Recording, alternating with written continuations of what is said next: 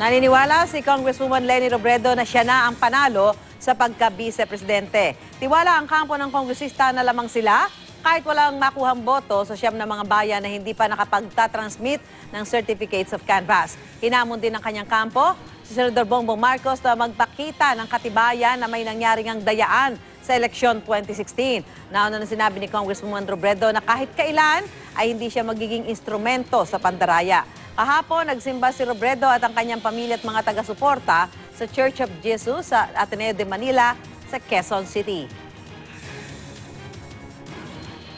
Tiningnan namin until the very last number na pumasok.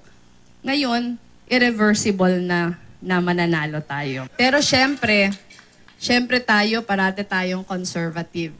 Gusto natin, hindi tayo nagyayabang, sisiguraduhin natin na yung numero andyan. Hindi ko dinedepensahan sa inyo yung paratang na nandaya tayo.